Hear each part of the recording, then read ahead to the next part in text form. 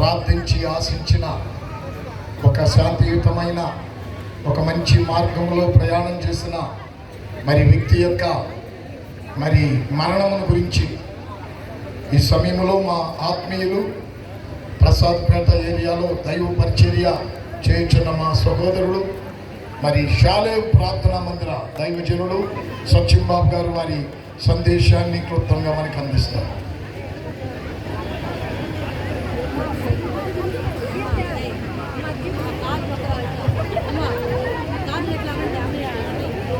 ప్రియమైన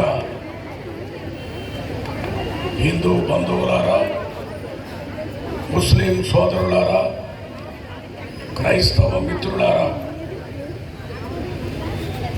మీ అందరికీ ప్రభు అయిన యేసుక్రీస్తు నామమున శుభములు తెలియజేస్తున్నారు.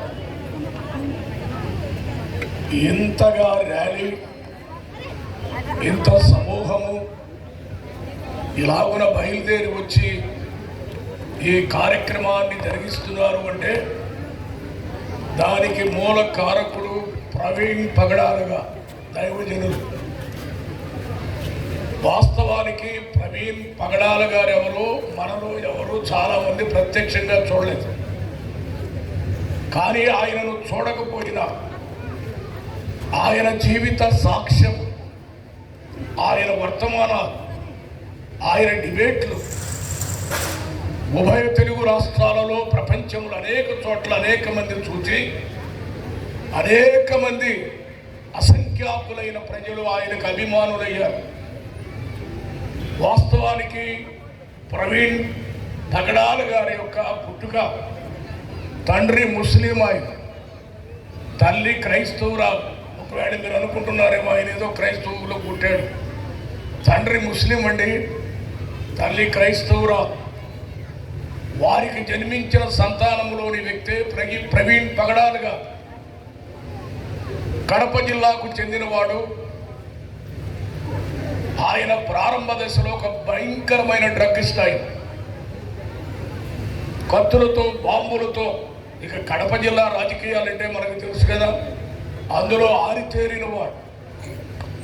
కానీ ఒకానొక దినమున యేసుక్రీస్తును కూర్చిన బోధ, యేసు ప్రభు యొక్క ప్రేమ, ఆయన మానవ జీవితాలను ఎలా మారుస్తాడో, ఎటువంటి వారినైనా ఎలాగున మారు మనస్సులోనికి నడిపిస్తాడో ఆ వర్తమానం విని ప్రవీణ్ పగడాల గారు మారు మనస్సు పొంది అప్పటి నుండి క్రీస్తు భక్తుడయ్యాడు. చెప్పాలి అంటే ఆయన ఎంత తెలివి కలిగిన వాడంటే బహుభాషా ప్రవీణుడు. ఏ భాషలో మాట్లాడినా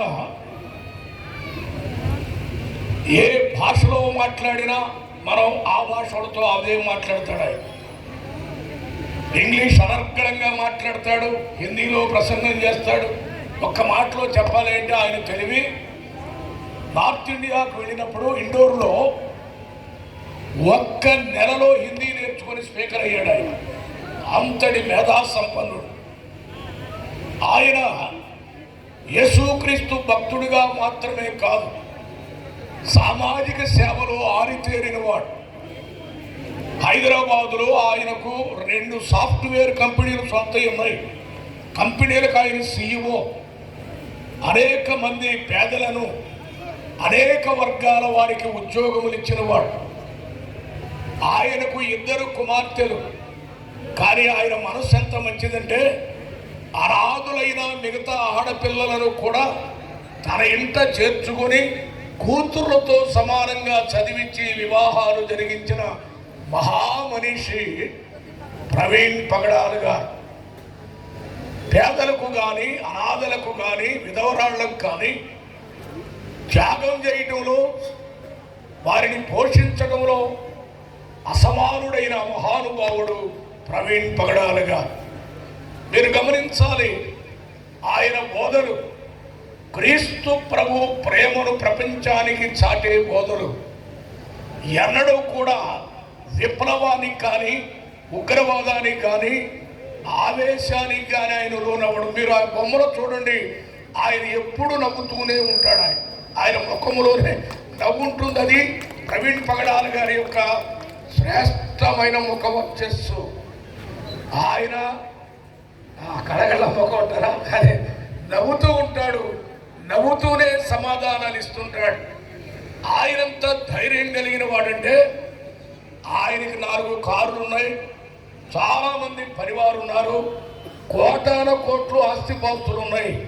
కానీ ఆయన అంటాడు, నేను ఒక సామాన్యమైన వ్యక్తిని, ఎవరు పిలిచినా వస్తాను, నేనే డ్రైవ్ చేసుకొని వస్తాను, నా పక్కన ఇంకెవరు కూడా ఉండరు, మంది మార్పలం అన్నాడు.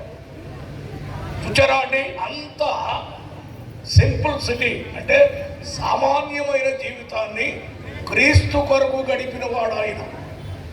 ఆయనకున్న 2 సాఫ్ట్వేర్ కంపెనీలలో వచ్చే ఆదాయం సగం భాగాన్ని ఈ సమాజ సేవకే ఆయన ఖర్చు పెడుతూ ఉంటాడు. మీరు తెలుసుకోవచ్చు. ఎంత మంచి వ్యక్తి.